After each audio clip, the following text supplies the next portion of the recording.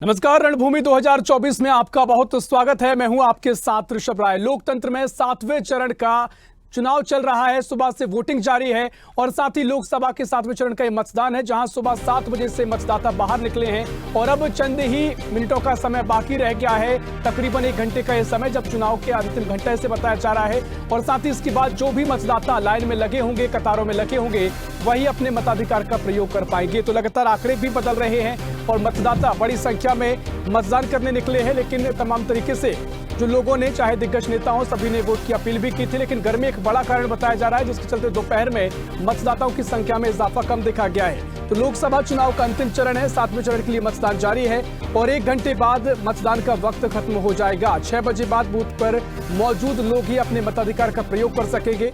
बता दें कि 8 राज्यों, जिनमें 7 राज्य हैं, केंद्र शासित प्रदेश, की 57 सीटों पर वोटिंग लगातार जारी है और चुनाव आयोग के वोटर टर्नआउट के मुताबिक भी 3 बजे तक के जो आंकड़े हैं 49.68% वोटिंग हुई है, यानी तकरीबन 50% के आंकड़े 3 बजे तक के रहे हैं और लगातार ये आंकड़ा बदलता जा रहा है। और इसी खबर पर और भी जानकारी के लिए वाराणसी से हमारे सहयोगी अंतिमा सिंह हमारे साथ जुड़ गए हैं। अंतिमा, जिस तरीके से चुनाव हो रहे हैं, सुबह से क्या कुछ स्थिति आप देख रहे हैं? महत्वपूर्ण सीट है, प्रधानमंत्री मोदी यहाँ से प्रत्याशी हैं, क्या कुछ तस्वीरें अभी तक की नजर आई हैं? कितनी संख्या में वोटर्स वोट डालने आए हैं? आपको बता दें कि अगर आपकी वोटिंग की बात की जाए तो सुबह तो वैसे बहुत भीड़ थी, जैसे ढला वैसे उसे लोगों की संख्या बढ़ती गई, मगर दोपहर में कड़ी धूप और साथ में गर्मी की वजह से लोगों की संख्या में थोड़ी देखने को मिली और उसी के असर ये देखने को मिला कि 3 बजे का जो आंकड़ा हम आपको बता दें 47.8% हुआ है। अब 4 बजे का आंकड़ा अब 5 बजे के बाद पता चलेगा, मगर ये अनुमान लगाया जा सकता है कि जो वोट परसेंटेज है वो काफी कम दिखाई दे रहा है। और यहाँ पर जो अभी का माहौल आपको बता दें तो इस वक्त थोड़ा नमी जो है कि क्योंकि जैसे दिन ढला है 5 बजे तो उसमें 1 घंटे बाद समाप्त हो जाएगी जो है कि वोटिंग होना। तो इस वजह से अब ये कहना होगा कि अब 5 बजे देखना होगा कि कितना प्रतिशत हुआ है, क्योंकि 4 और 5 बजे का 6 बजे का सब बाकी है।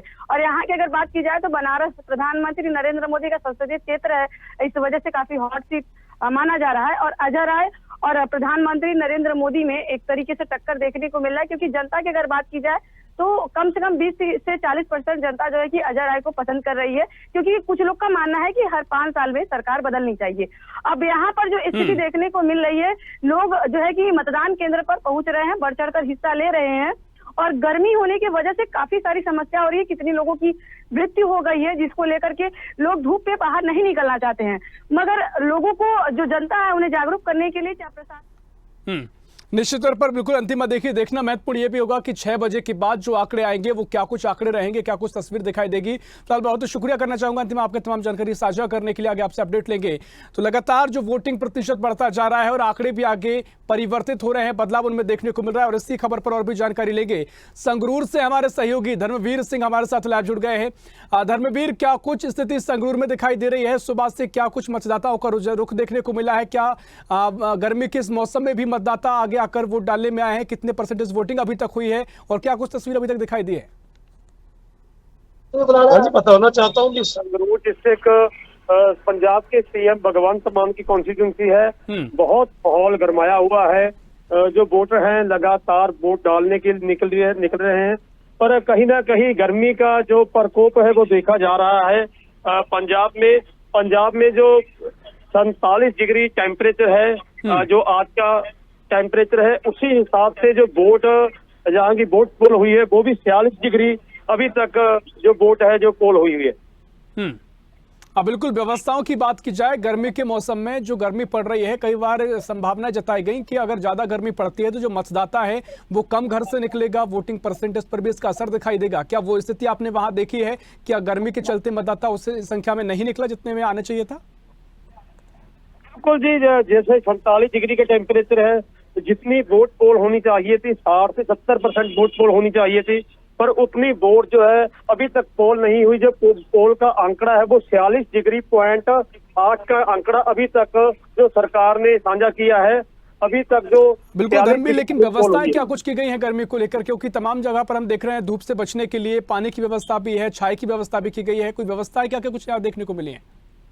प्रशासन की तरफ से पूरी व्यवस्था की गई है, पानी की व्यवस्था की गई है, जहां पर लोग वोट डालने आ रहे हैं वहां पर पूरी जो सुरक्षा कर्मचारी हैं तैनात है, पीने के पानी का प्रबंध पूरा किया गया है। किसी को वोट डालने में दिक्कत ना आए, कोई पर्ची वगैरह में दिक्कत ना आए, नाम निकालने में दिक्कत ना आए, सभी तरह का जो BLO है सभी तैनात किए गए हैं। प्रशासन की तरफ से अपनी जिम्मेवारी है पूरी तरह से निभाई जा रही है। साथ ही देखिए, पंजाब का जिक्र इसलिए भी महत्वपूर्ण हो जाता है क्योंकि यहाँ पर आम आदमी पार्टी है और कांग्रेस के बीच में मुकाबला है, जो कि इंडिया गठबंधन के दोनों घटक दल हैं। तो ऐसे में यहाँ पर मुकाबला किस तरीके से दिखाई दे रहा है? क्या कुछ तस्वीर, अगर आपने जो मतदाताओं से, आम जनता से बातचीत की हो, क्या कुछ मुकाबला आप देख रहे हैं? जो पंजाब के आंकड़े हैं जी, पंजाब में तिकोनी टक्कर है। पंजाब में जो पहले सांसद रह चुके सिमरजीत सिंह मान, वो भी टक्कर दे रहे हैं जी। उसके बाद जो आम आदमी पार्टी के कैबिनेट मंत्री है, जो अब उम्मीदवार हैं मीत हेयर जी, वो भी टक्कर दे रहे हैं। और जो कांग्रेस के बड़े नेता सुखपाल खैरा हैं, वो भी संगरूर से टक्कर दे रहे हैं। तीनों की पूरी तिकोनी टक्कर है, क्योंकि पंजाब में जो बीजेपी है, बीजेपी का थोड़ा ग्राफ गिरता नजर आ रहा है, क्योंकि शहरों में थोड़ा बीजेपी का है स्कोप, जो गांव है गांव में बीजेपी का स्कोप नहीं है। उसका कारण कहीं ना कहीं किसान मुद्दे हैं, MSP है, कहीं ना कहीं वो बीजेपी को बड़ा नुकसान झेलना पड़ सकता है। निश्चित तौर पर देखना महत्वपूर्ण होगा, क्या कुछ तस्वीर आगे नजर आएगी, क्या कुछ आंकड़े जो लगातार बदल रहे हैं। 6 बजे के बाद क्या कुछ आंकड़े रहेंगे, आपसे हम जानकारी भी लेंगे और 4 तारीख को तस्वीर तो स्पष्ट हो ही जाएगी। फिलहाल बहुत शुक्रिया आपका तमाम जानकारी साझा करने के लिए। आगे आपसे और भी जानकारी लेंगे और इसी बीच सीधा चलेंगे पटना, जहां से बिहार के ब्यूरो चीफ धर्मेंद्र कुमार हमारे साथ लाइव जुड़ गए हैं। धर्मेंद्र, कुछ ही समय बचा है जब 7वें चरण का अंतिम दौर ये है, जब पूरी वोटिंग खत्म होगी, जो मतदाता लाइनों में होंगे, कतारों में होंगे, वही मताधिकार का प्रयोग कर पाएंगे। फिलहाल दिन भर की तस्वीर क्या कुछ आपने देखी है? लगातार आप कवरेज कर रहे हैं, लाइव दे रहे हैं, क्या कुछ तस्वीर अभी तक नजर आई है? क्या कुछ रुझान मतदाताओं को नजर आया है? तक औसतन मतदान प्रतिशत हो गया था और दोपहर में थोड़ी गर्मी, उमस भरी गर्मी आ गई अचानक। तो मैंने कहा था कि 10 बजे के बाद से गर्मी थोड़ी बढ़ेगी और वही हुआ। 10 बजे के बाद थोड़ी धीरे धीरे गर्मी बढ़ती चली गई, तो थोड़ी सी मतदान केंद्रों पर भीड़ कमती चली गई। लेकिन अभी शाम में जो परिस्थिति आ गई है अचानक, तो भीड़ काफी बढ़ गई है और मुझे नहीं लगता है कि सब उत्साहित होकर मतदान कर रहे हैं। सबसे बड़ी बात है कि बिहार के मुख्यमंत्री अपने पैतृक आवास बख्तियारपुर से क्या कहते हैं, राजद सुप्रीमो लालू प्रसाद, राबड़ी देवी, रोहिणी आचार्य, मीसा भारती, बिहार विधानसभा अध्यक्ष नंदकिशोर यादव, इन तमाम चीजों को नेताओं ने अपने जो मताधिकार का प्रयोग किया, तो एक मैसेज गया कि नहीं, सबसे बड़ी चीज है कि लोकतंत्र में जो मत होना चाहिए, देना चाहिए, वो जरूर देना चाहिए। इन चीजों को देखते हुए आम जनता और मतदाताओं में उत्साह हुआ और उसका जो देख रहे हैं सिचुएशन, अभी पूरी लाइन लगी हुई है, शाम संध्या होने वाली है। क्योंकि जिस तरह से गर्मी थी, सुबह तो ठीक मौसम था, लेकिन इसके बाद भी दोपहर में गर्मी आ गई और उमस भरी गर्मी थी, बड़ी चिड़चिड़ाहट थी, इतनी गर्मी, जलन था तापमान में।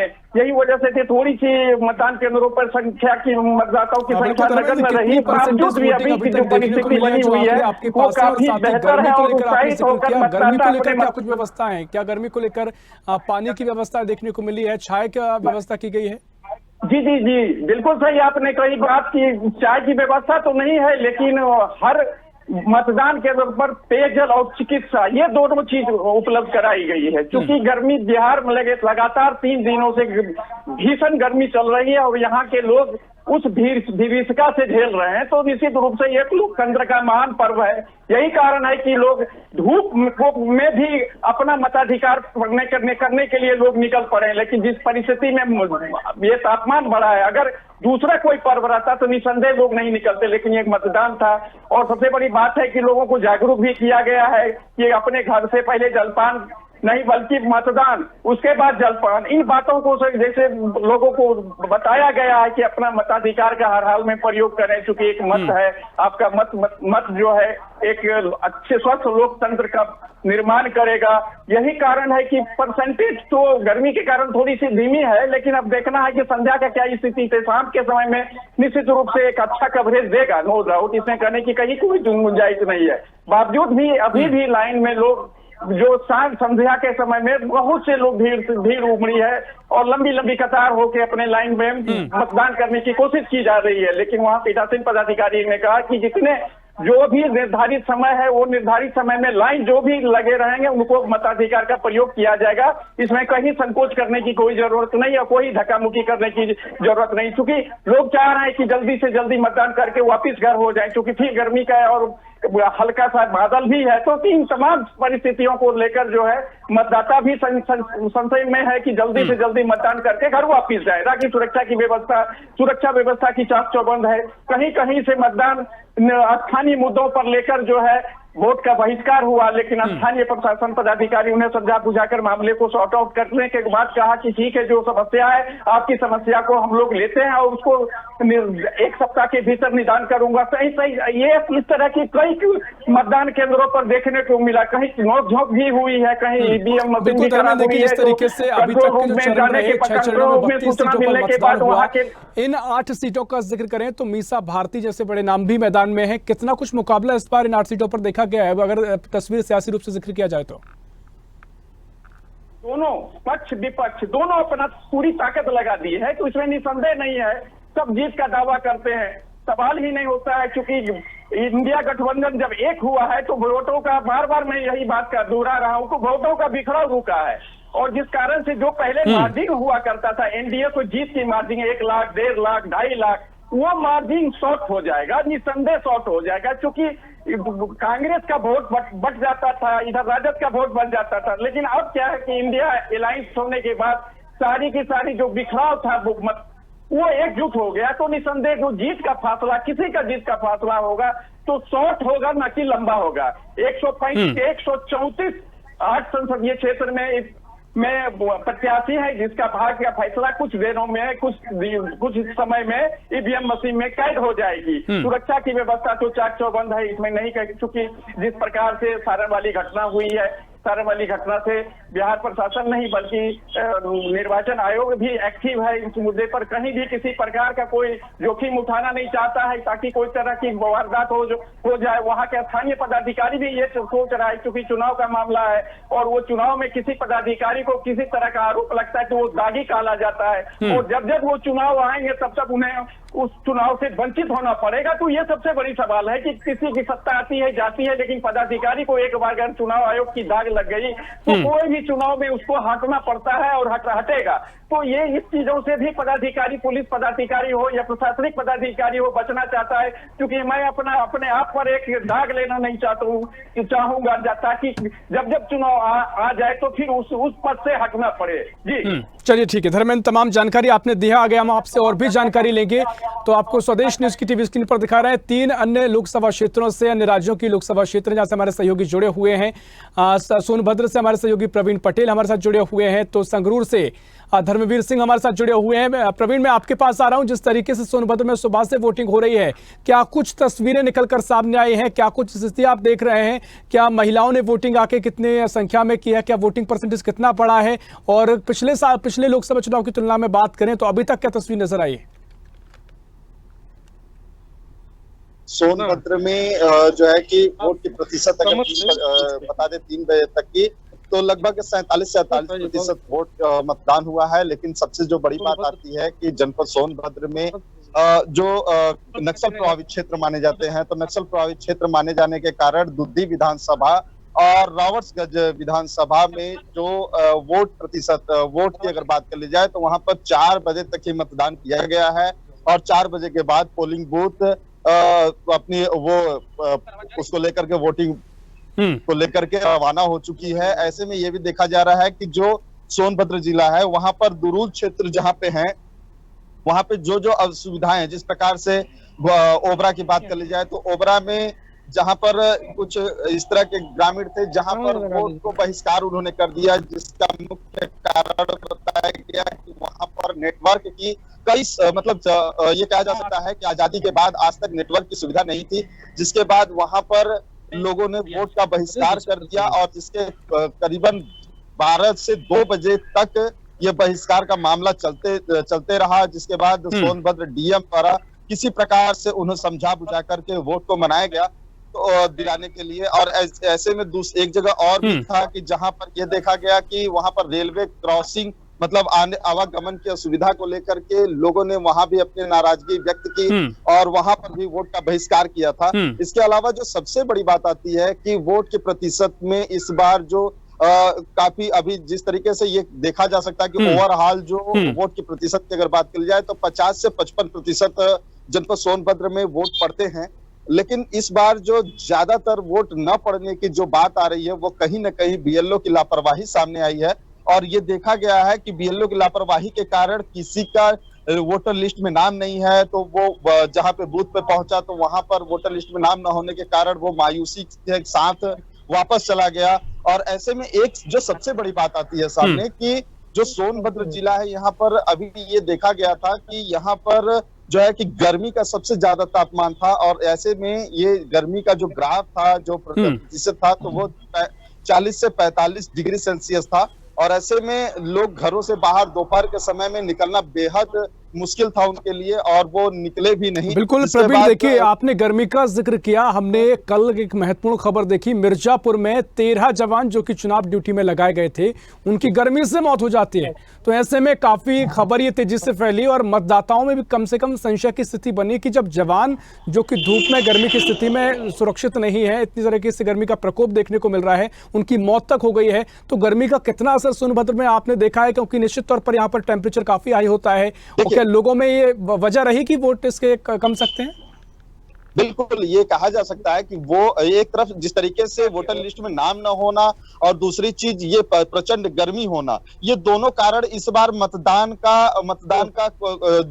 के काफी प्रतिशत को कम किया है। इसके अलावा जिस तरीके से जनपद सोनभद्र में भी कल 3 से 4 लोगों की जो है हेट वेव के कारण जो है लोगों की मौतें हुई थी, जिसमें ये कहा जा सकता है कि जो पोलिंग पार्टियां थी उनमें भी उनकी 2 लोगों की वो मौत हुई थी और उसके अलावा भी अलग अलग जगहों पे जनपद सोनभद्र में मौतें हुई थी। तो आज हालांकि जिस तरीके से मतदान हो रहा था और सारी चीजों पे निगाह जो है स्वदेश न्यूज रखा हुआ था, तो कहीं पे इस तरह की घटना सामने तो नहीं आई, लेकिन कहीं ना कहीं जो मतदाता था वो दोपहर में निकलना ठीक है प्रवीण, आप बने रहिए हमारे साथ, मैं आप पर लौटूंगा। और इसी बीच महाराजगंज से हमारे सहयोगी अमित जायसवाल हमारे साथ लाइव जुड़ रहे हैं। अमित, क्या कुछ स्थिति महाराजगंज में है? क्या कुछ अभी तक वोटिंग की स्थिति, वोटिंग परसेंटेज देखा गया है और कितने आंकड़े आगे बढ़ सकते हैं? क्या कुछ स्थिति व्यवस्थाएं अभी तक पूरी वोटिंग के दौरान देखी गई हैं? अमित, जैसा कि आपको बता दें कि महाराजगंज में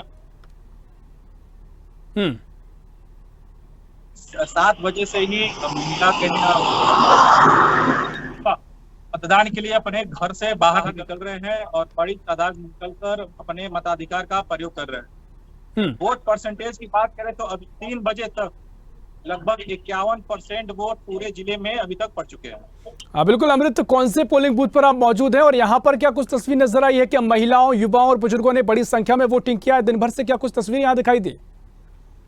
जी, आपको बता दें कि महाराष्ट्र जनपद के विकास खंड के पूर्व माध्यमिक विद्यालय जोगिया में इस समय हम हैं, जहां पर लगभग 70 से 80% तक वोट पोलिंग हो चुकी है। बिल्कुल, गर्मी का सीजन भी है, लगातार गर्मी का पारा भी बढ़ता जा रहा है। गर्मी को लेकर क्या कुछ व्यवस्था प्रशासन द्वारा इस दौरान की गई है? उनका नाम बता लीजिए। चलिए ठीक है, मैं आप पर लौटूंगा। तमाम और भी क्या कुछ स्थिति आगे की रहेगी, क्या कुछ जानकारी होगी आगे हम आप अपडेट लेंगे। फिलहाल बहुत शुक्रिया आपका तमाम जानकारी साझा करने के लिए। और इससे बीच संगरूर चलेंगे, जहां से हमारे सहयोगी धर्मवीर लगातार हमारे साथ जुड़े हुए हैं।